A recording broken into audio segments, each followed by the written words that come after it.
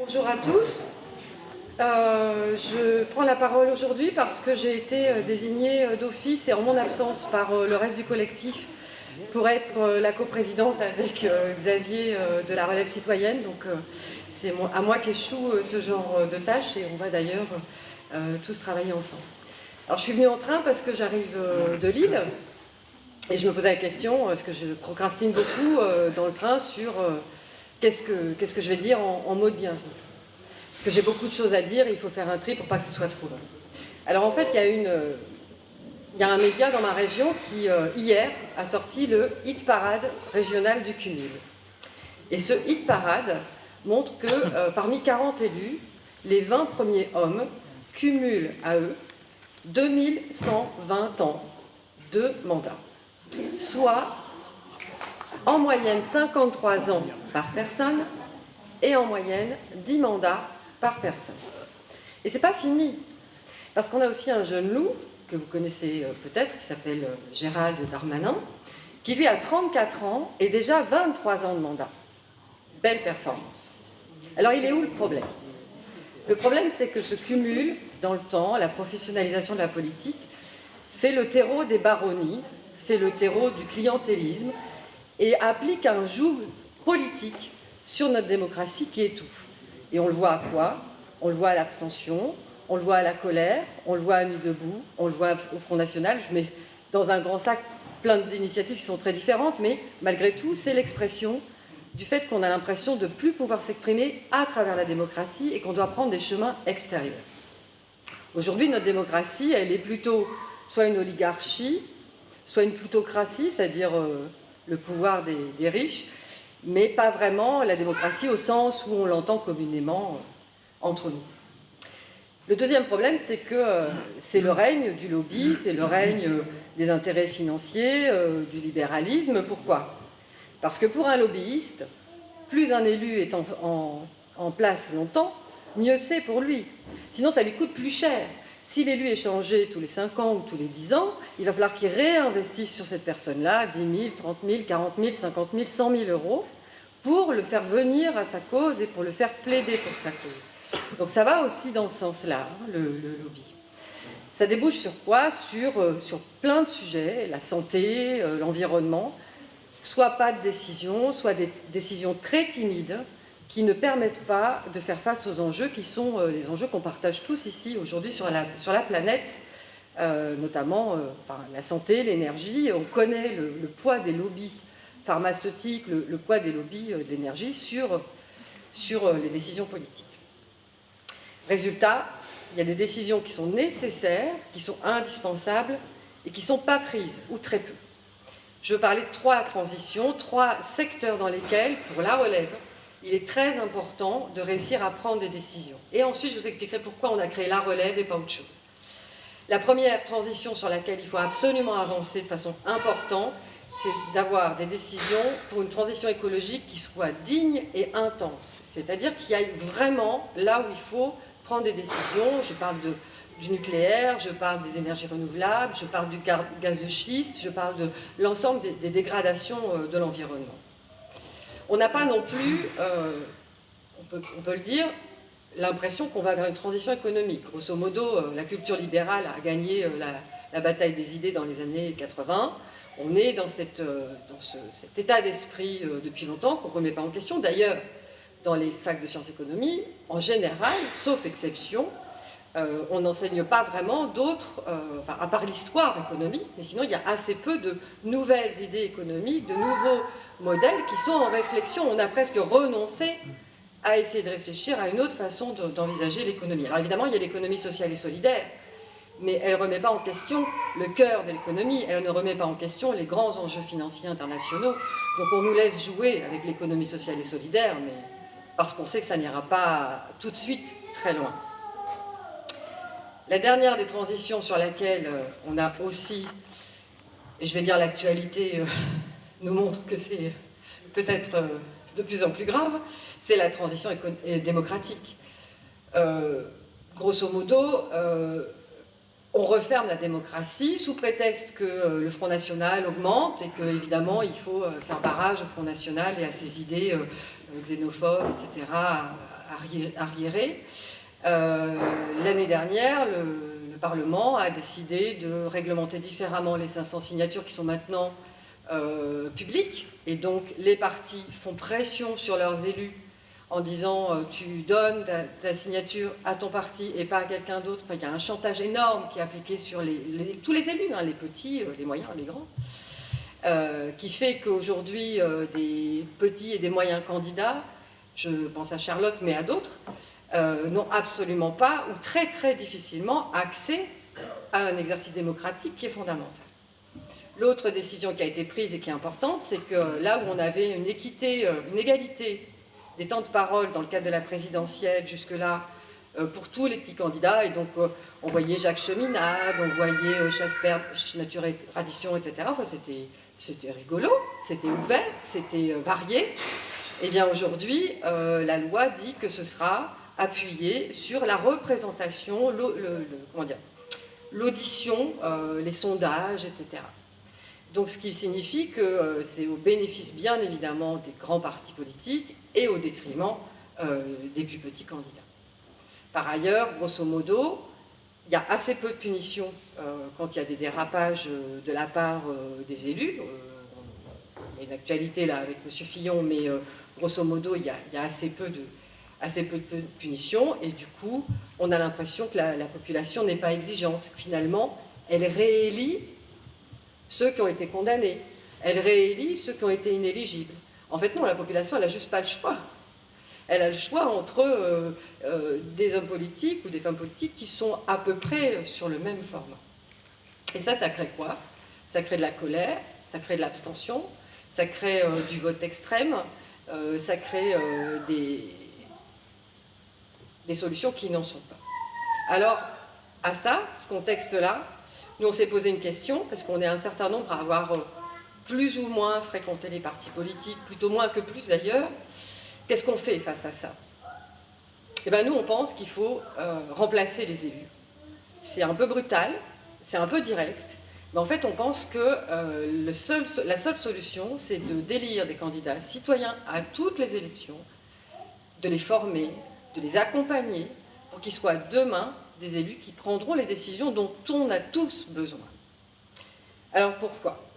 D'abord parce que les élus qui sont en place ne prendront jamais les décisions. On entend dans les campagnes qu'un tel va limiter le cumul des mandats dans le temps à 2 ou 3 mandats. On entend qu'on va réviser potentiellement la Constitution et tout ça. Mais grosso modo, la plupart des élus nous font patienter avec ces discours-là, mais n'ont pas l'intention de passer à l'acte. Pour quelle raison?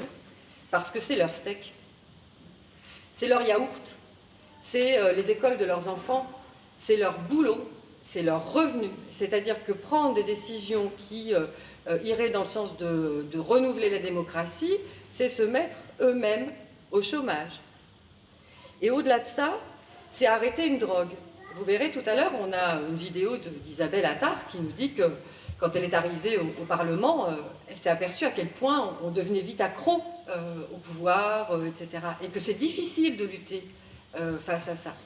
Et donc, en fait, on demande à des drogués, des gens qui sont à la coke, à l'héro, enfin des trucs durs, de décider eux-mêmes d'arrêter. Et bien nous, on pense qu'il faut une hospitalisation d'office. Il faut que la société décide que c'est terminé, on arrête de jouer avec ça, et on prend la place, et on le fera correctement, et on le fera sur du collectif. Parce que le meilleur moyen de ne pas tomber dans la drogue, c'est d'être bien entouré. Donc on va proposer une cure de désintoxication à nos élus, et on espère qu'ils s'en tiendront mieux par la suite. La deuxième raison, c'est que malheureusement, il y a énormément de collectifs associatifs qui luttent pour faire passer telle ou telle idée. Il y a Anticorps, il y a Attac, il y a Roosevelt, enfin il y en a plein. Sauf que tant que c'est de l'associatif, ça ne pose pas de problème.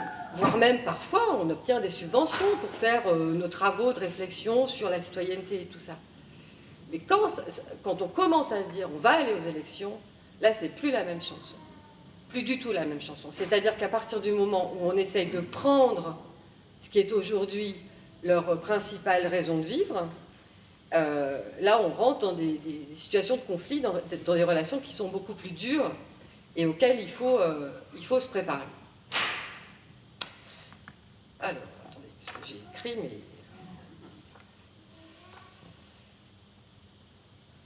Alors vous allez dire pourquoi vous n'avez pas fait un parti politique? Parce qu'on n'est pas un parti politique. Pourquoi on n'est pas un parti politique? Pourquoi la relève, c'est pas un parti politique? Parce que les idées, on sait qu'elles existent. Les idées pour mettre en place une transition écologique intense, elles existent. On sait presque tous ce qu'il faut faire. Les idées pour faire une transition démocratique, pour rénover notre démocratie, pour donner un peu d'air à tout ça, on sait ce qu'il faut faire. Sur l'économie, je vous l'accorde, c'est un peu plus compliqué et il n'y a pas vraiment d'avenir économique différent de celui qu'on nous propose qui soit construit. Mais le problème, c'est de le faire vraiment. C'est-à-dire que demain, si vous êtes candidat aux législatives, aux municipales, le truc, c'est pas d'être candidat et d'être élu dans l'opposition. Le truc, c'est qu'il faut être élu dans la majorité. Et pour être élu demain dans la majorité, il faut faire les choses sérieusement. Il ne faut pas se prendre au sérieux, mais il faut faire les choses sérieusement. Il faut faire les choses en étant des amateurs au bon sens et au noble sens du terme. C'est pour ça que, dans ce que va vous expliquer Xavier, on propose des choses qui permettent à des citoyens ordinaires de devenir des citoyens extraordinaires et d'être demain des élus de grande qualité. Alors, qui est-ce qui doit faire ça? Clairement, nos élus, nos dirigeants financiers, on ne va pas compter sur eux pour scier la branche sur laquelle ils sont assis. Les précaires, les chômeurs, les gens qui sont dans la galère aujourd'hui ou qui craignent d'être dans la galère demain, on ne peut pas raisonnablement compter sur eux, leur dire « vous êtes dans la merde, ben sortez-vous de la merde tout seul ». C'est donc à la classe moyenne et à vous que je m'adresse, c'est-à-dire moi j'appartiens à cette classe-là, parce que nous sommes au courant, parce que nous sommes informés, que nous avons encore des capacités d'agir, ne serait-ce que financièrement, qu'il faut prendre ce moyen. C'est à nous de nous dévouer, c'est à nous de nous lancer, d'oser franchir le Rubicon du politique, parce que si nous on ne le fait pas, on voit bien dès maintenant qu'on a d'un côté, on a un éclatement de notre société, hein, entre les très très pauvres, ceux qui sont dans la galère, et ceux qui tirent intérêt à ce que la situation reste celle qu'elle est. Alors pour ça, il faut d'abord comprendre que c'est la seule solution. On a beaucoup de relations à la relève avec beaucoup de collectifs associatifs qui réfléchissent, qui produisent des pensées, qui produisent des propositions. Et souvent, on nous dit, bah oui, mais nous on est dans la réflexion, on s'intéresse aux idées, on n'a pas envie de scoltiner l'élection, c'est pas chouette, c'est pas ragoûtant. C'est vrai, et ils ont raison. Mais en même temps, si nous qui appartenons à ces collectifs-là, on ne le fait pas, personne ne le fera. Donc à un moment donné, il faut aussi se dire, la situation est suffisamment grave et suffisamment dangereuse pour qu'on ose aller au-delà.